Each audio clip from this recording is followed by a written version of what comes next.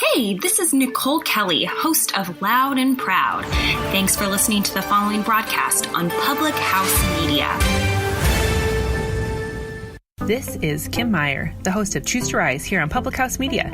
Thanks for listening to the following broadcast on Public House Media. Once you're done with this episode, I hope you'll come check out my show, Choose to Rise, where we talk about living with positive mindsets, how to increase our confidence, building our faith, and living out our life on purpose.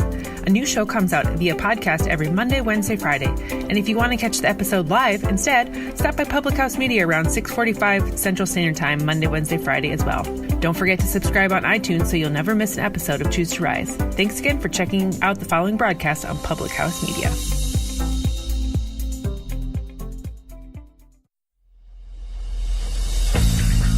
Throughout history, the course of sports has been shaped by one thing: the fans. From the moments you never dreamed of, Manny Wolpoff has saved the USA's life in this World Cup. Paul, the runner, loose ball, it's good! Gonzaga, the slipper still fits!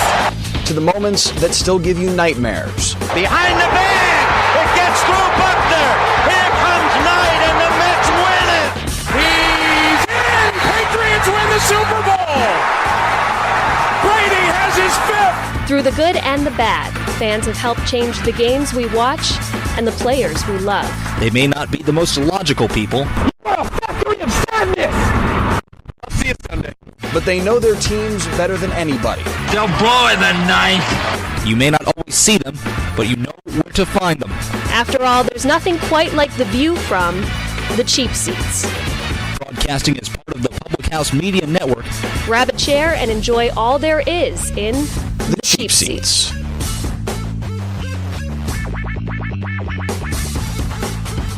Oh, welcome one and all to the grand and fabulous All-Star Game podcast. I'm Max Wolpoff, joined of course by Christian Heimall. The All-Star crew is here. You hear that, Keith Haney? That's what's up. The All-Star crew is back. I think Keith is there. Yeah, he is. He is. I saw on Facebook and he didn't tell me he was here. Wow. So are you saying there's a riff now on the Wednesday show? There is a sizable riff on the Wednesday show. You know what? Nope. I'm making an executive decision. As a producer of the Cheap Seats, executive decision. Our poll question, Team Max or Team Keith? That's our poll question. Yes, it is. We'll actually get to our real poll question, which, by the way, you can go to our Facebook page and vote on by the time the show is up. However, we have to get set with a couple of things. It's all baseball talk right now, but don't worry, there are other sports going on here, and that is why we are here to remind you the British Open is coming up, and you basically know who's going to probably win this. Dustin Johnson's the odds-on favorite. Yeah, but he was also the favorite heading into the U.S. Open, and he kind of fumbled right at the very end there, so it was a little disappointing to see. I will say this. My favorite golf tournament, and I'm not an avid golfer, but I am a big golfer. My favorite tournament in the world is the Masters. The British Open is a very, very close second. So I love watching this. The courses there are always so challenging and so exciting. You're at Carnoustie this week, which is so fun. But the top 10 guys, Dustin Johnson, Rory McIlroy, Jordan Spieth, Ricky Fowler, Justin Rose, Tommy Fleetwood, Brooks Koepka, and then one Tiger Woods. 20-1 odds in the top 10 according to Vegas. You know who's not in the top 10? Phil Mickelson. Yeah, okay. So, Christian, when you said that, it sounded like a challenge. And me not being Mr. Big Golf guy would not have picked that name. No, I mean, and listen, and you shouldn't. Honestly, you should pick, if you're going to pick somebody, if you're going to put money down, go Jordan Spieth, go Rory McIlroy. Those two over Dustin Johnson. I love DJ, one of the best in the world. His tremendous and impressive story is just something that I still fall in love with every single time. For a guy to have gone through what he has in his personal life and to still be this dominant is impressive. But the way he kind of collapsed, and I blame the course more than I do Dustin at the U.S. Open, has me very wary to pick DJ here. I'm still going. I mean, Rory is from Ireland. Jordan has won the Claret Jug before. Those are the two guys that I would probably go for if I were, a betting man. Now, I'm going to remind you of something here. There's a strong difference between Ireland and Northern Ireland, where it's from. Yes, fair enough. Okay. One of those super small thing there, but the geography person in me is like, I need to correct you. And our fan base in Northern Ireland just turned everything off, so I apologize. Exactly. Now, with this tournament, and you mentioned the course being as difficult as it is, the U.S. Open was a very similar course with its difficulty rating. Maybe not the same type of difficulty, but that's where you're wary of Dustin Johnson potentially coming out on top. Well, yes, but also, remember the fact that course, they changed everything because of how low the numbers were going on Friday or Thursday and Friday. So they changed everything for the weekend, and it completely flipped the U.S. Open on its head. The British Open will not do that. They don't change how the course is. Yes, it will get progressively more difficult with pin placements as we get into the weekend, but they will not change the actual dynamics of the course halfway through the tournament. So do I think DJ can? Absolutely. But Jordan Spieth, as the defending British Open champion, he has touched on how much that he struggles with the idea of having to give it back. He needs some sort of way to reassert himself as one of the premier golfers in the world. And I just love Rory McIlroy, and I've been waiting for him to go on this dominant stretch for about 3 years now. And I think this might be a spot where he starts that at Carnoustie, a place that he has played very well before. But yeah, I would pick one of those two over the odds-on favorite in Dustin Johnson. That doesn't mean I don't think he can't run away with the tournament if he wants to. Now, someone who's running away with a lot of money is Cristiano Ronaldo. A little bit. Anyone associated with soccer right now understands that Ronaldo, where he goes, you're basically buying yourself a champion. Especially in a league where the team that he's going to is already the dominant force. This is true. Ronaldo signing a ridiculously expensive contract to go play with Juventus, the Serie A champions in Italy. Now, something really funny happened with the Italian champions. Amusing happened. Yeah, something very amusing. The Agnelli family, which owns about 2/3 of Juventus, also owns about 30% of Fiat, the car maker. And there was reported call for a strike at Fiat to protest the signing of Ronaldo. And how many workers of the about 1,700 workers of the Fiat Chrysler plant in Italy actually participated in said strike? I don't know the number, but I see 0.3%. Yeah, that's about 5 people. That's 5 awesome. people is not a strike. 5 people is being angry at a bar and yelling about your boss. Five people is like a cold. That's what 5 people is. Really, it is. 5 people is a cold, or it's like the Monday after Super Bowl for the people who really just don't care about their job. Dude, this was a complete and utter flop. It was a failure of a strike, and it really didn't say a whole lot about this. Yeah, because here's my thing. Why? Great question. Italian, like Juventus, an Italian league. You get Ronaldo. The company that owns 2/3 of the Italian league champions also owns more than 1/3 of one of the premier Italian car makers. Why are Italian car makers upset that the Italian champions got Ronaldo? That's weird to me. That is a fantastic question for somebody else. I don't understand. Are you upset that Ronaldo got all of this money so you don't think it's coming to you?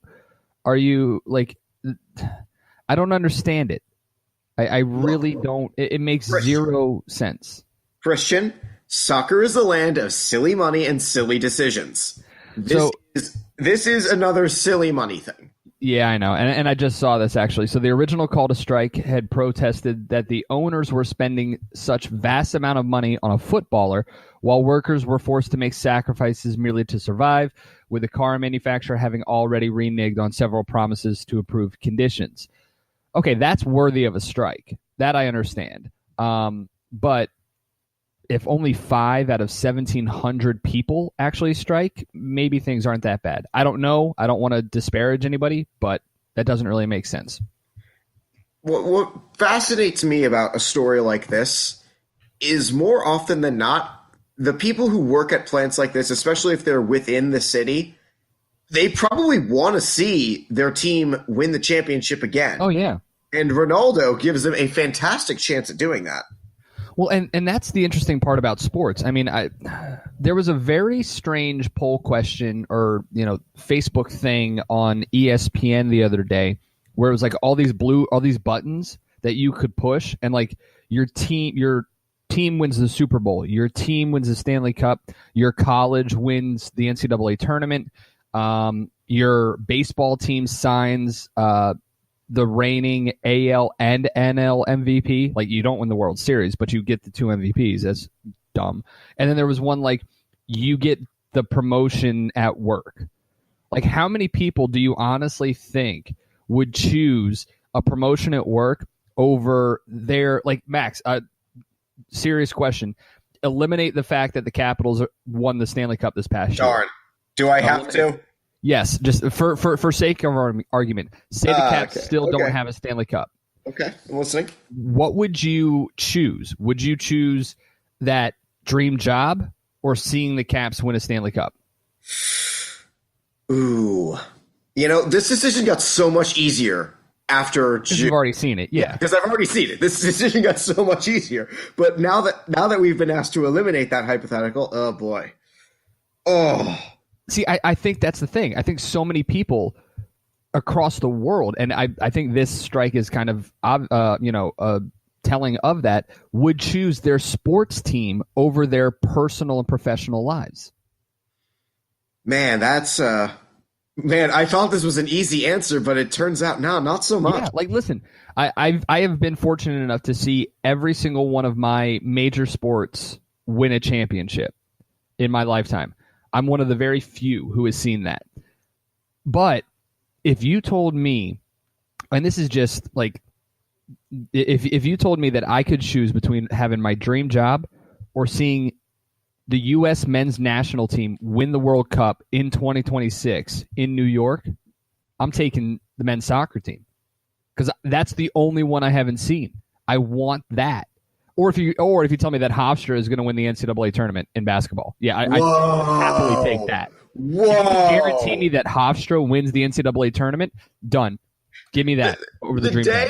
The day Hofstra wins the NCAA tournament, I will have to apologize to my brother, a Hofstra graduate, for everything I have ever said about Hofstra. I forgot your brother was a Hofstra grad. We had him on Monday. We had 3 Hofstra guys on the show on Monday, and we didn't once talk about Hofstra.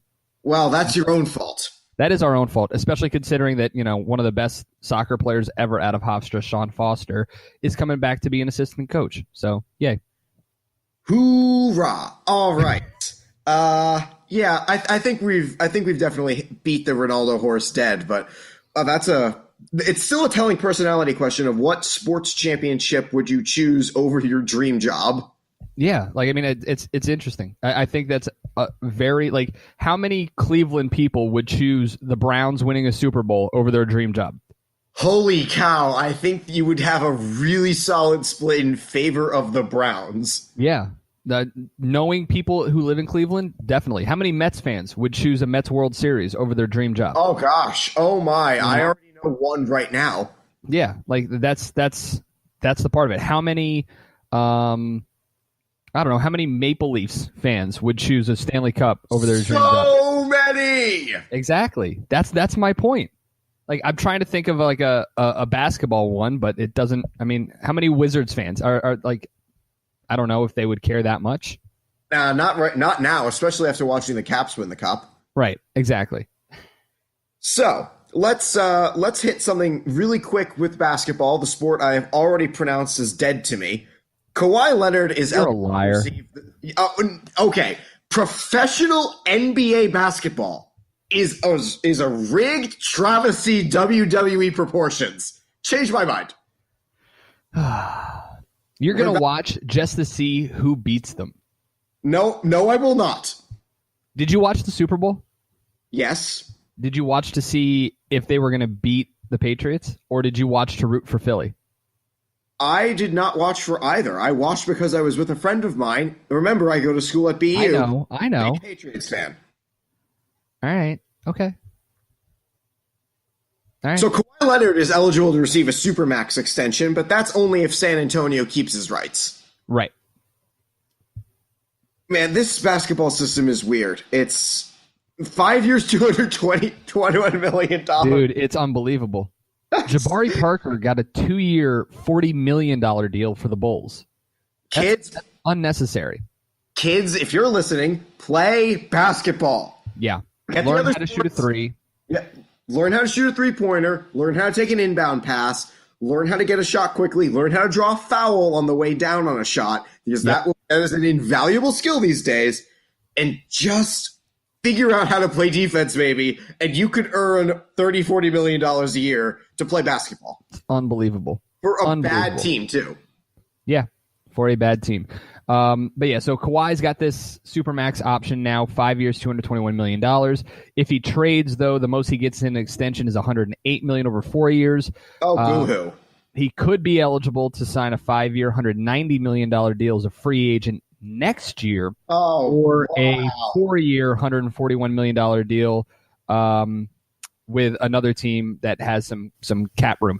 Kawhi obviously is the big fish still out there this offseason. He says he doesn't want to play in San Antonio. He has said that if the Spurs keep him in free agency next year, he will go to L.A. But it's just, we'll see what happens. He's the interesting part about all of this. Carmelo, it still feels like he's going to sign in Houston, even though it hasn't happened yet. But yeah, I mean, it's a waiting game with San Antonio, and if you're the Spurs, you're going to get to a point where you're going to lose him in free agency. You might as well trade him and get something in return. Truthfully, I would just love to see the drama unfold. All I want is drama out of the NBA. I'm tired of the predictability. I want something stupid to happen. If Kawhi goes to the Lakers, that's not stupid. That's predictable. But it takes away the predictability of Golden State dominating the West. Especially if Carmelo goes to Houston. Then you've got 3 really, really, really good teams in the West. And honestly, I still think it would be a coin flip if Kawhi goes to LA and Carmelo goes to Houston. Yeah, and one of them is actually going to make it to the NBA Finals. Right, and then you've got them against Boston or Philly. Take your pick. Vault. This season is dead to me already. All right, well, let's talk about stuff that isn't dead just yet, but might be dying. We'll get to MLB All-Star Week coming up after the break. Home Run Derby, All-Star Game. Max was there because he's in Washington, and he's lucky, and I hate him. But we're going to talk about that stuff. Does it need to be changed? How does it get changed? Of course, all the trade rumors heading into the second half, and we'll make some second half predictions of our own. You're in the Cheap Seats, presented by Squadcast.fm on the Public House Media Network. I'm the Greg. And I am Dave Show. We host the Greg and Dave Show on Public House Media. Thanks for listening to the following broadcast on Public House Media. Once you're done with this episode, I hope you'll come check out our show, The Greg and Dave Show, where we talk about strange, bizarre, and sometimes just downright quirky news stories that you may not have heard about. A new show comes out every Wednesday. Be sure to subscribe on iTunes. And hey, thanks for listening to the following broadcast on Public House Media. This is Nicole Kelly, host of Loud and Proud here on Public House Media. Thanks for listening to the following broadcast on Public House Media. Once you're done with this episode, I hope you'll come check out my show, Loud and Proud, where we talk about issues facing the disability community. A new show comes out weekly. Don't forget to subscribe on iTunes so you never miss an episode of Loud and Proud. Thanks again for checking out the following broadcast on Public House Media.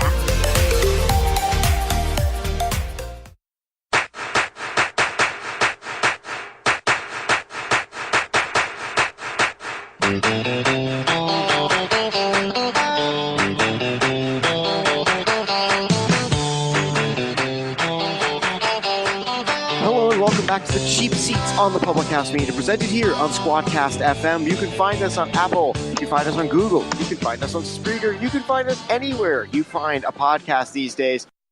The MLB All-Star Game has come to my home city of Washington, D.C., and oh boy, the city is in celebration mode. It is all baseball all the time, and it certainly helped that Bryce Harper won the Home Run Derby, but this weekend has been a celebration of the sport throughout the district, throughout the surrounding area, and most importantly, it's just been a time for everyone to finally realize Washington's a baseball city too. Is it though? Yes, it is. Okay. I mean, I lived in the area. I went to high school in Anne Arundel County, Maryland, about 30 minutes south of Baltimore. But I was there when the Nationals came. I remember when it all happened, and I remember people were excited, but it wasn't a huge deal. So I've been to a couple Nats games. I love the ballpark. I hate that they're going to put a parking garage in the tailgating area because that was awesome. But all right, I mean, it doesn't feel like that. It still feels like a Redskins Capitals kind of town. Let me put it to you this way. The Nationals are good now. The Nats have been good for years. How many NL East championships have they won? If I might, what, 5 straight years? Yes, yeah. They have. So, I mean, they're not good all of a sudden. Like Scherzer's been there for a couple of years. Strasburg, once he gets figured out, has been there for a couple of years. I mean, Trey Turner's phenomenal. They are a great team. They are a great team. But it was tremendous to watch this week the way the city and the region kind of embraced it. It was almost like the party from the Stanley Cup continued on and just kind of focused its energy on baseball instead of hockey. And it was great to see Harper. Listen, the Home Run Derby, I hate the fact that the best home run hitters aren't in it. I'm so happy that Harper did it, and I know he only did it because it was in D.C., but oh my God, that was the last 45 seconds of that Home Run Derby were so exciting. It was exactly what the Home Run Derby needed. Yeah. Now, we need to get to a discussion about the format of the All-Star Game because everybody's favorite ESPN pundit, Keith Olbermann, had to drop a big suggestion for baseball to change the All-Star Game in a radical fashion. Yep. So and I don't hate it. I understand you don't hate it. I just have no idea how it's actually going to work. So Keith Olbermann had this on Sunday night on ESPN.com, and it was really interesting. He basically wants to go the NHL format. And Max, as of the two of us, the NHL guru, could you explain the NHL All-Star Game format? Well, I never thought you'd ask. So, the NHL All-Star Game works like this. The NHL has 4 divisions: Atlantic, Pacific, Central, and Metropolitan. Each division has an All-Star team. 2 goaltenders, 2 goaltenders, I think 10 forwards or so, and 4 defensemen, basically. Those are picked from within your division. So you're picked by whether you're a Metropolitan player, whether you're an Atlantic Division player. Like if you play for the Boston Bruins, you're being selected as the Atlantic Division All-Star team. Right. Those divisions then have a skills competition the night before the All-Star Game. Okay. The divisions, should your division win the All-Star skills competition, you get to pick who you play in the first round.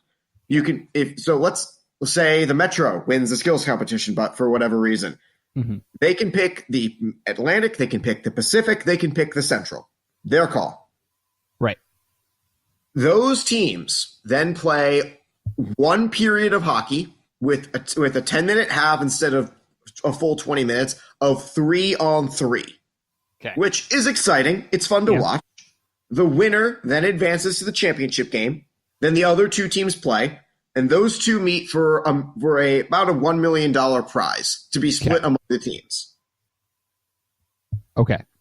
So this is basically what Keith Olbermann wanted. Split the Major League Baseball All-Star Game into 4 teams and have them play 2 3-inning games to decide which 2 teams advance to the final 3-inning game that would decide the champion and would split a pot of whatever, $1 million, $2 million, whatever it is, 500,000, whatever the dollar amount is. You could do this in a couple of different ways. You could, if you wanted to, split it up where it's the American League, the National League.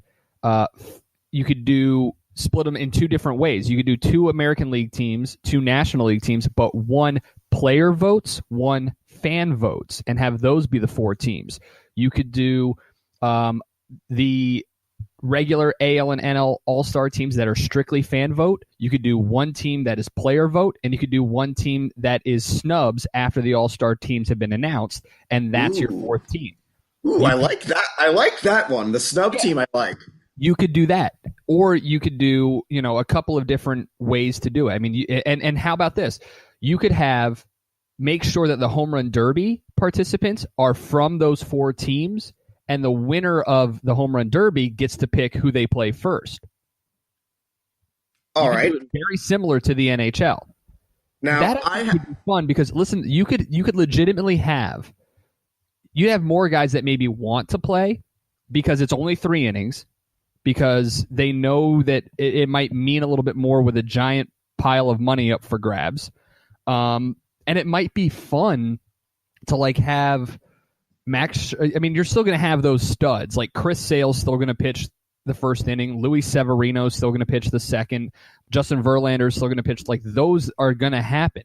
But it could be really intriguing and interesting to see just how many people go into full-on, swing for the fences or small ball mode and start stealing bases in the first inning just to be able to win the game and move on to the championship round. Now, I have a sincere question. Did Keith Olbermann rip this idea from MLB The Show's 3-inning game concept? He might have. I don't know. I don't know if Keith knows how to play video games. But this is a fair point. But it's interesting. The All-Star Game and the Home Run Derby, in my opinion, they need incentives for these studs to come out and continue to play. Now, listen, I get it. Buster Posey's not playing because he's a little banged up. Aroldis Chapman isn't going to pitch because he's a little banged up. That's fine. I don't want guys out there risking injury. But you need to find some way to incentivize these players to legitimately come out and compete, because somehow in the NHL, in the NBA, whether they're participating in skills or the dunk contest or not, the true stars, the faces of the game, are still playing in the All-Star game, even though there's no defense, and it doesn't matter. But it's just, you got to find a way, more so with the Home Run Derby, in my opinion, because honestly, you had Schwarber and Harper in the final on Monday night, and those 2 are 2 legitimate home run hitters. They're BP hitters. And so, you got to find a way to incentivize Judge and Stanton and J.D. Martinez, Jose Ramirez, Joey Gallo, Mike Moustakas, Will Myers. You got to find a way to Nelson Cruz. You got to find a way to incentivize those players to go out and hit home runs in the Derby. And I don't like the idea of these 4 minutes. That's way too long. We can touch on how to change the Home Run Derby in a little bit, but you got to find a way to incentivize these guys to actually come and show up to the All-Star game. My thought, which I had with my brother after driving home from the Home Run Derby, was, hey, why don't we just vote for Home Run Derby participants and don't give them a choice? See, I feel like you wouldn't, the Players Union would not allow that. The Players All right, Union, fine. But what I'm saying is, you could do a couple of different things. Put it into their contract as an incentive-based thing. You've got incentive-based contracts where if Hanley Ramirez gets a certain amount of at-bats, he earned $20 million. That's why the Red Sox cut him, because he wasn't producing enough to give him that $20 million bonus once he got to a certain number of at-bats. Put it in Aaron Judge's contract. Hey, you get a $3 million bonus if you win the Home Run Derby. These guys don't care about winning a car. They don't care about winning 2 silver bats crossing together. You got to find a way to. I hate saying it, but you've got to find a way to bribe these players to actually go do it. And I would love for it to be the top 8 home run hitters of the first half, and maybe it's a way where you make the format more player friendly, because so many of these guys has said 4 minutes is just too exhausting taking that many swings. Do it like normal batting practice, where you get a round of 11, you get a round of 7, a round of 5, and a round of 3 pitches. And that's it. But that doesn't attract the fans. So you got to find a common ground, and maybe it takes Commissioner Manfred sitting down with the Players Union and taking suggestions, sitting down with Stanton, sitting down with Kyle Schwarber, sitting down with whoever, Freddie Freeman, Rhys Hoskins, sitting down with these guys and saying, hey, what will it take, do you guys think, for the best home run hitters, the guys that we always talk about, to actually participate every single year? Okay, that would involve baseball and the labor union actually trying to focus on getting something done. It would require baseball to actually focus on marketing their young talent, which they don't do. I'm sorry, Christian. Your idea starts with the premise of baseball and the Players Union working together. We have seen before that this is not something they do well. I know. Now, here's another interesting, and we can touch on it more after the break, but there's another interesting way to possibly, and you know what, we'll just tease it. This is called a tease for you kids listening. There's another interesting way. We've already seen that Major League Baseball could, and at least some people think they should rip off the NHL's format for the All-Star game. But there's another sport that might even be more intriguing to rip off when it comes time for All-Star Week. We'll touch on that, plus all the trade rumors. Manny Machado still hasn't been traded, right, Max? Let me check my phone again. Nope, hasn't been traded. Okay. All right, Manny Machado still hasn't been traded. Will he, when he does, if he does? We'll touch on that all in a little bit. You're in the Cheap Seats, presented by Squadcast.fm on the Public House Media Network.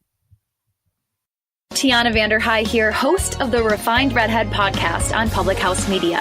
Thanks for listening to the following broadcast. Once you're done with this episode, you should definitely come check out my show, the Refined Redhead podcast, where we talk to real people about relevant information in hopes of inspiring you to chase after whatever dreams you've set out to accomplish, persevering through whatever obstacles are in your way. A new show comes out bi-weekly every Tuesday, so don't forget to subscribe on iTunes so you never miss an episode of the Refined Redhead podcast. Thanks again for checking out the following broadcast on Public House Media. Hi, this is Baxter Colburn, host of the Verse of the Day podcast here on Public House Media. Once you're done with this episode, I hope you'll come check out my show, Verse of the Day, where we take a look at real-world experiences and applications to one Bible verse every Monday through Friday as we get an idea of what it looks like to be a little bit better of a Christian and how we can make this world a better place, one verse at a time. I hope you'll join me every single Monday through Friday right here on Public House Media. And I hope you'll subscribe by going to Apple Podcasts or wherever you find good podcasts as well. Once again, thanks for tuning in to the following broadcast here on Public House Media. Please rise for the singing of our national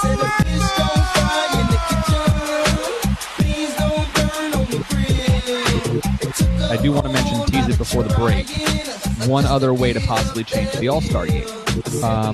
Keith Olbermann, as we said, likes the idea of ripping off the Thank You Gary Bettman format, as he called it, which I know just really tickles you.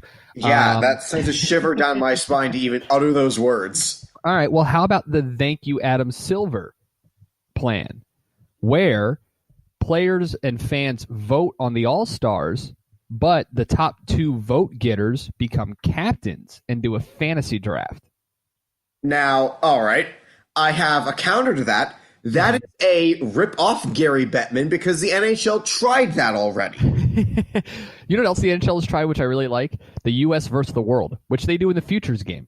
Well, that was fun for a while. I know. And then the world started dominating. Yeah, North America versus the world, actually. So the U.S. and Canada could actually, play on the same team. Stand a chance? Yes, stand a chance. Now, I love the idea of having a fantasy draft of like a team. I don't know. Who were the top vote getters this year? Altuve and Trout? Maybe, yes. No, they're in the same league. Never mind. It wouldn't have been those guys. Let me see here. All-Star top vote getters as we vamp. This is called vamping, kids. It's what you do. Nope. All right. Anyway, keep vamping. Do something else. Yeah. So I love the idea of having this. And the main problem I have with how the NBA did it, televise the damn thing. Yes. I want to see this. Yep. 100%. All right, my dream with this, if let's say this MLB All-Star game was the fantasy draft, and let's just say Mike Trout was a top vote getter. Which he probably was. Let's say Trout drafts Manny Machado. And in the middle of the All-Star draft, they trade Manny Machado. That would have been hilarious. Just because. That would have been hilarious. Well, and honestly, so I'm going to guess that because it was in, because it was in DC, I'm going to guess that Harper was the other leading vote getter. I'm going to guess. So let's assume Trout and Harper, right? Oh, that's an interesting assumption, but let's roll with it. So, and let's say Harper, because he's the home team, he gets first pick. And let's say Harper chooses Aaron Judge. And then Mike Trout goes and chooses, I don't know, Max Scherzer. Then you got Scherzer pitching to Harper. I love it. That's why that's what makes a fantasy draft fun. That's what makes it cool. And I agree with you 1,000%. Televise the thing, because that's what the NBA did wrong, and they got lit up on Twitter for it. Absolutely lit up. So imagine Machado and Javi Baez in the double play combination. That'd be amazing. It'd be fun. Imagine Yadier Molina throwing out Dexter Fowler. I'm so on board with it. That's what makes it fun. So I definitely like the fantasy draft idea. I don't know. I don't know which one I like more, but I definitely think the MLB needs to toy with at least one, if not both of them. Now, I looked it up just because I wanted to. It was indeed Jose Altuve for the American League and Freddie Freeman for the National League. Interesting. Okay. All right. Yeah. That's fine. I mean, Freeman's been having a great year for the Braves. I'm not going to deny that. Right. But how much fun would it be, again, for Scherzer to face Harper, for Chris Sale to face Mookie Betts, for Verlander to face Alex Bregman and Jose Altuve? Give it to me. I want it. It'd be like the World Cup. Daniel Lovren is going to go back to Liverpool in the Premier League after losing in the final, and he's going to have at least one teammate on France or one teammate on England, Jordan Henderson, who's like, hey, remember when we beat you in the semifinal? Remember? That's what makes it fun and goofy. Man, I'm absolutely on board with doing a fantasy draft. However, you've got to televise it. Televise it, 100%. Way up here in the cheap seats, we can see the Hollywood limelight now. And you know something? I think a new name is about to head up there in light. It's not the exit signs that you're looking at. All the rumors right now are indicating Manny Machado is heading from the Charm City to the City of Lights. He's going to Los Angeles. We got a poll question on our Facebook page. Check us out on the cheap seats where, you can weigh in. Will Machado re-sign with the Dodgers? Yeah, this is kind of interesting. So Bob Nightingale came out with this yesterday, right around noon, saying that it was the Dodgers that he was going to, which we all thought it was the Phillies because they were the ones willing to give up their top prospect. Some reports are saying that the Orioles leaked that information to drive the price up on the Dodgers, which is kind of interesting, number one. But to me, we're waiting to hear all the details, which prospects, because the Dodgers already have so much money tied up. They're going to get Corey Seager back next year after his injury. Where are they going to play Machado? And then do they have the money to actually pay Machado more than anything else? So I'm kind of hesitant to say yes. I mean, but then again, this is the Dodgers that spend an exorbitant amount of money without really thinking about it. But I don't know. I just feel like when everything gets back, when everybody's healthy, there's not a spot on that roster for Manny Machado. It doesn't make sense to me. He's not going to play third base. Are you going to move Corey Seager over to second base? And if so, what do you do with guys like Chris Taylor? What do you do with Max Muncy? Do you move him to first base and put Cody Bellinger in the outfield? There's too much to figure out. I honestly think this is a 2-month rental, much like Yu Darvish was last year. And you know what? This is a fine buy for the Dodgers if he is the 2-month rental, because you can let him walk and you have your plans still set. But at the same time, you've loaded up and you can go for it again. But you've given up some potential. I mean, the nice part about it is, depending on who they get rid of, they could actually put in, I've heard Logan Forsythe is a name that they've included in the trade, potentially. He's got a big contract where that's going to come off the books. But if you're going to do that and force the Orioles to take on a big salary, you've got to give them better prospects. So you kind of are sacrificing the next 3 years, or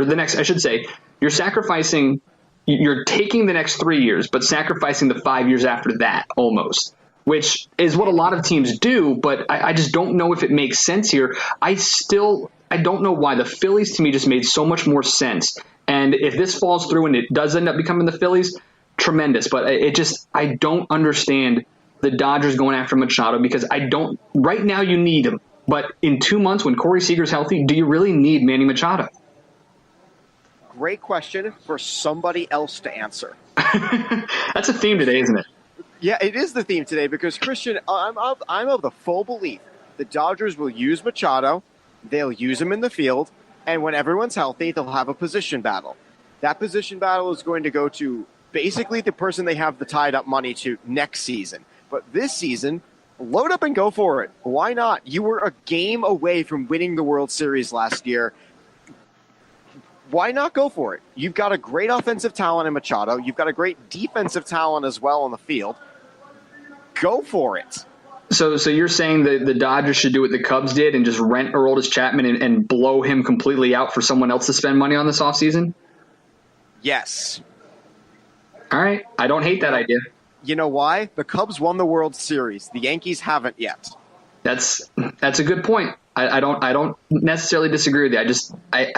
Dave Roberts is going to have a hell of a time trying to put that lineup together next year if they re-sign him. So that's one of the reasons I don't think they do. All right, so one other trade thing that kind of made some news, and obviously, listen, there's a lot of guys out there, Brad Hand, Jay Happ, there's a number of other guys that are potentially on the move here in the next 2 weeks, less than 2 weeks, actually, the trade deadline. But I thought there was something interesting because it's just hilarious that it's taken this long for news to come out of the Mets organization or from one of their stars' agents.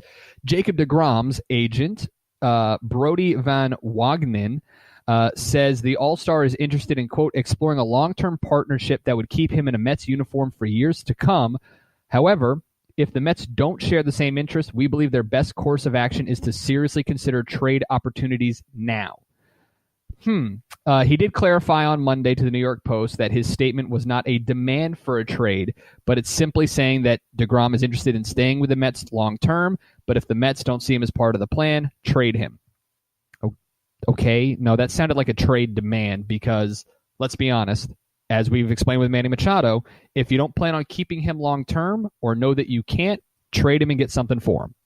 That is a demand without it being an actual demand. Yeah, it's like a backhanded compliment, right? Basically, it's a passive-aggressive trade me or else kind of thing. Yep. At least he's not doing sit-ups in his driveway. So now, I understand the real question here is if the Mets suck in September, and by the time they have all their September call-ups, do they call up Tim Tebow? Yes. Yes, absolutely. Thank you. They will this year. I think they will this year because it's Double-A. It wasn't, single. No offense to the Columbia Fireflies or the Carolina League because it is incredibly talented. But it's more likely that you see a guy, for baseball reasons, make the jump from Double-A to the majors. You don't see a guy go Single-A to the majors. You don't see that. So it wouldn't surprise me, especially if the Mets do sell off a couple of pieces here at the trade deadline, like a Jacob deGrom. But who knows? We'll see what happens. The Mets are an intriguing team at this deadline of what they could do, because they very likely will not make the playoffs, barring, miracle of miracles, which the Mets are known to do. They have probably the most to offer another team looking to load up and go for it. Oh, definitely. They have Jacob deGrom could be this year's Justin Verlander. He could be. He could be that team that if someone gets him, he could be that guy that if a team potentially in contention gets him, runs with him and goes and wins it. Could be. And not saying he is. And with that, I want to ask you, Christian, which team out of the picture right now makes it to the playoffs? The Nationals. You know what? I was hoping you wouldn't say that because I was going to say too. Yeah, no, the Nationals. But all right. That's just because they've got the most talent. But we'll get there. I mean, okay, for the sake of being different, I'm going to go ahead and look for teams that are out of it that might make it. I mean, technically out of it is Milwaukee. Technically. Yes. Technically out of it is Seattle, too. Okay, Seattle. Not much to talk about. Oh my God. Seattle's tied for the wild card games back, so I'm not looking at it at that. Okay. I really think Milwaukee, Arizona, maybe even Colorado, and San Francisco's looking good too. Yeah. Oh, man. There's a lot of talent, especially National League. There is, especially in the National League. Yeah. So there's still a lot to get to, a lot to talk about. Final segment coming up. We'll touch on some more second half predictions, also our Wild Wednesday. Don't forget to go to the Facebook page, Cheap Seats by Public House Media. Which league is Manny Machado going to be in come August 1st? American League or National League? I think Max and I both agree. It'll be National League. The question is when and where. So we'll touch on all that. It's coming up just a little bit. You're in the Cheap Seats, presented by Squadcast.fm on the Public House Media Network. This is Sam Kirby, host of Cinema Stories here on Public House Media. Thank you for tuning into the following broadcast here on Public House Media. Once you're done with this episode, I hope you'll come check out my show, Cinema Stories, where we talk about movie and TV news and reviews, and maybe, just maybe, we'll learn a little something about ourselves. If not, then maybe I made you laugh a couple of times. I don't know. New episodes air bi-weekly on Tuesdays. Thanks again for checking out the totally spectacular following broadcast here on Public House Media. How's it going, everybody? This is Keith. And Katie, hosts of Coffee with Keith and Katie here on Public House Media. Thanks for listening to the following broadcast on Public House Media. When you're done here, I hope you'll check out our show, Coffee with Keith and Katie, where we talk about our lives and relationship over a cup of coffee. A new episode airs on Facebook Live every Monday and Thursday at 7:30 p.m. Don't forget to subscribe on iTunes so you'll never miss an episode of Coffee with Keith and Katie. Thanks again for checking out the following broadcast on Public House Media. Well, I got me a fine wife, I got me old fiddle. When the sun's coming up, I got cakes on the griddle. Life ain't nothing but a funny, funny riddle. Thank God I'm a country boy. When the work's all done and the sunset low, pull out the fiddle and the rosin up the bow. Kids are asleep. Welcome back to the Cheap Seats on the Public House Media. We have talked ad nauseum about Manny Machado. We've talked a lot about the All-Star game. But it is time to look a little bit forward. We definitely have the Wild Wednesday to get to. But Christian, any final things you want to hit before we get to my favorite segment of the show? Well, I mean, like, the second half is so interesting. I mean, first off, it's not the second half. We're already almost 2/3 of the way done with the baseball season. Can we stop calling the All-Star break the midway point of the year? It's not. We're what? Like, we've had... It's symbolic. I understand it's symbolic, but we're 95 games through of a 162-game schedule. We're a little more than halfway through, so I'm going to stop splitting hairs. But it's just so like the AL Cy Young is insane. Like, you've got Justin Verlander, Luis Severino, who's been an absolute stud, Chris Sale, if he ever gets run support, but he's changed his delivery over the last 2 months. It's been amazing. The National League, on the other hand, like, the AL just feels like it's set. Like, it's going to be Red Sox, Indians, Astros, Mariners, Yankees. Like, those are the playoff teams. That's how it feels. And one of those teams will not be in it after the first day. Right, exactly. The National League is so intriguing because you've got the Braves, Phillies, Nationals, all within 5.5 games. Cubs, Milwaukee. St. Louis concerns me, especially firing Matheny, but sometimes that helps people. And then in the West, Dodgers, Diamondbacks, Rockies, Giants, all within 4 games. Like, anybody could win that. Like, it's insane to think that the San Francisco Giants, for as bad as they were last year, could win the division. The Dodgers, for as good as they were, could not make the playoffs. The Diamondbacks, despite getting rid of JD Martinez, still somehow could win the division. The Rockies are continuing to just be there and be a nuisance. Like, I love the National League. Even though I grew up a Boston Red Sox fan and I love the American League, the National League is just so insanely exciting and fun to watch. As of right now, the National League is the more intriguing one to watch because you're not really sure who's going to make it into the playoffs at all. No, exactly. Like, I mean, and like imagine like which of these teams, like which, the Braves, the Phillies, Nationals, maybe the Brewers, Diamondbacks, Rockies, Giants, like Dodgers, which one of these teams actually makes a move to try to separate themselves? That's what's so exciting about the trade deadline is you look at all these teams and you might not think that the Giants are going to be buyers at the trade deadline, but the Giants could be a team that goes out there and gets Jacob deGrom, that goes out and gets Brad Hand, Zach Britton, Jay Happ, adds some sort of pitching to their staff to help within the division. The Brewers could be a team, as we talked about with Manny Machado, to go out and make a move like that. Atlanta, are they going to go all there? Atlanta and Philly are both a year early in their rebuild. Do they make a move to push them over the top and say, we're ready to win right now? Do the Nationals go full panic mode and make a big deal to be able to try and win the Eastern Division again? It's, the National League is just so intriguing and so exciting. It is. It's wild, you might say. And this is where we transition to Wild Wednesday. Christian, I have stories, so I want you to lead us off here. Okay. I don't know if you heard this, but LeVar Ball's back in the headlines. Oh, no. Yep, I'm bringing it back. So this was on Monday afternoon. LeVar Ball did something stupid. Remember last year when he said he'd beat Jordan one-on-one? Yeah. Remember when he said that? All right. Now he says he would, in a one-on-one, in his prime, would have been able to beat LeBron James.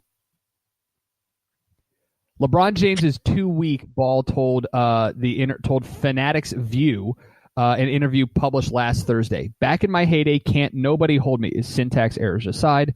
Can't nobody hold me. 270, benching 500. All I got to do is back you in. I'll lift all of them up off their feet. When asked whether there's any video footage from his playing days to validate his boasts, he said, don't need no video. Again, syntax issues aside.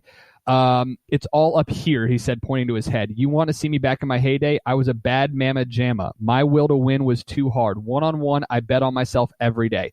Okay, LeVar, let's go through this. In your 1 year of college basketball at Washington State in the Pac-10, where you finished 6th with head coach Kelvin Sampson and a 13-16 overall record, you played in a grand total of 26 games.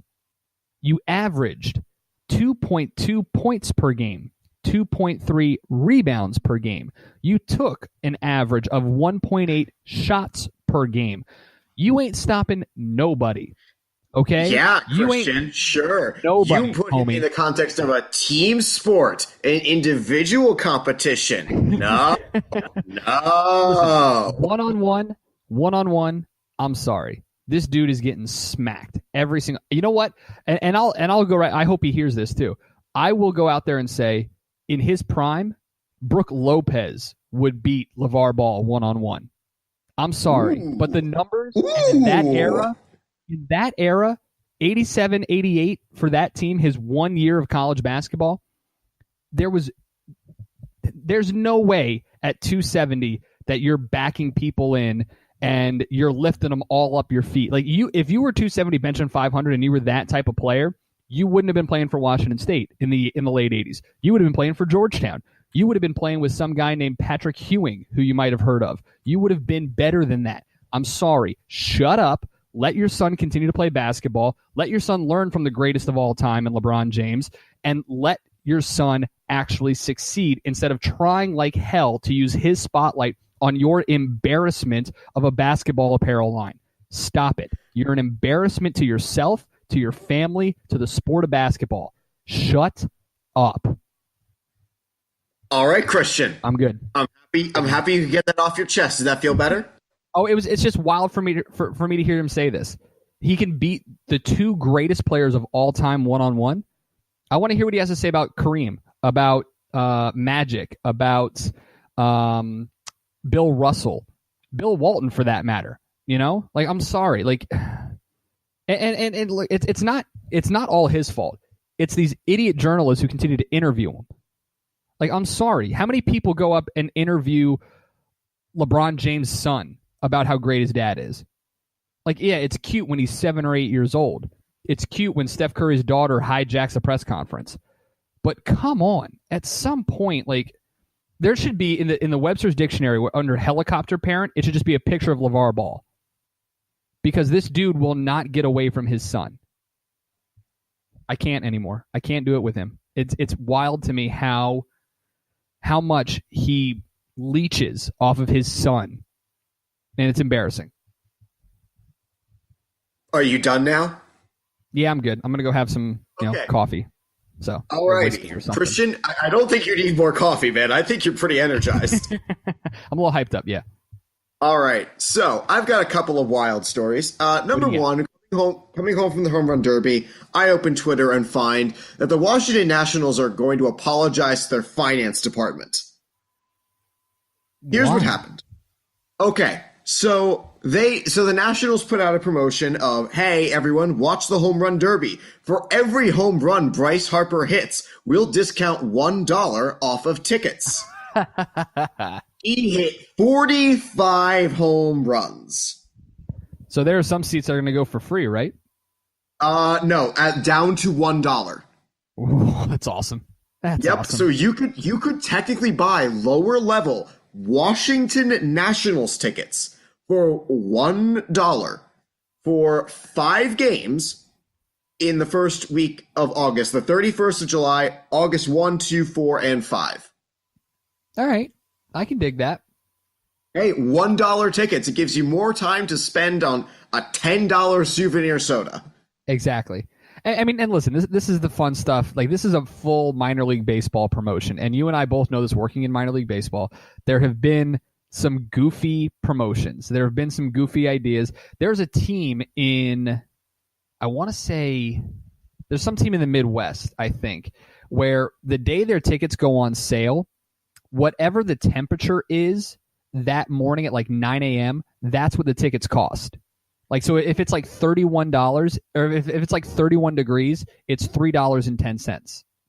That's amazing. Yeah, and they do it just for that day, but only for like, Monday through Thursday games or something like that. So, I mean, I like it. It's fun. I mean, it's a great way to get the fans excited, get people behind Bryce Harper. There's nothing wrong with that. I love it. Good job. Man, I still remember the Lowell Spinners this year had a promotion of the Slasher at La Lasher where they invited Donald Trump and Joe Biden to have a boxing fight. Nice. Yep, that is a real promotion the Lowell Spinners are offering should the two actually show up. I mean, the Making Notes years ago did an Elliot Spitzer promotion. Oh, no. Oh, no. Anybody whose name was who had the name Elliot or Spitzer or a New York license could come in for free that day.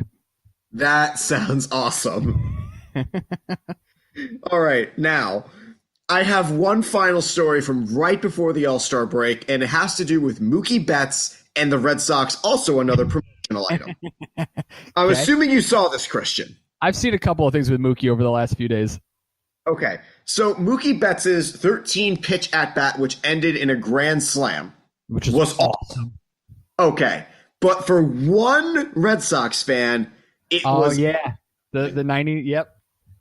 Okay, so the Boston Red Sox have a promotion where if a grand slam is hit on the 99th pitch of the game, you win $99,999. Yep.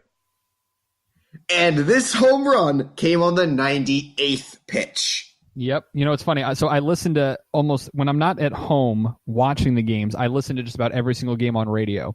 And I was not listening to that game last Thursday, but I was listening to the game on Friday, and the radio announcers were reading through the promotional read, and they immediately said Mookie's home run last night came on the 98th pitch. And I'm like, oh my God, that's so terrible. That's hilarious. And it's such a long at bat. You just knew it's like, come on, one more pitch. Foul off, one more, please. But here's the thing. Like, that promotion, I think, is only read on radio. So I don't, like, if you're a fan there, are you keeping track? Just think, like, how do you know it's you? And then, like, when you do know it's you, are you legitimately keeping track of all the pitches? Like, that'd be hilarious. Great question for somebody else. Exactly. Man, it's so funny that if someone missed out on winning almost $100,000 by one pitch. Wild. It hurts. All right, Christian, thank you again for joining me on this episode of the Cheap Seats, the All-Star crew here on this podcast. I can't pick. I can't as producer. I have to be impartial between my hosts. I like all of you equally. But we'll put that up on Facebook. We'll put that up on Facebook. We should have fun with that. Team Max or Team. Oh yes, we should. Yes, we should have fun with it. Anyway, thank you, our dear listener, for joining us on this Wednesday. Thank you for sticking with us on the Cheap Seats. We'll have another episode Friday for you. Whole new crew getting that for you together right now. Thank you again. We will be back in the Cheap Seats. And remember, we're here presented on Squadcast. Have a great time, everybody.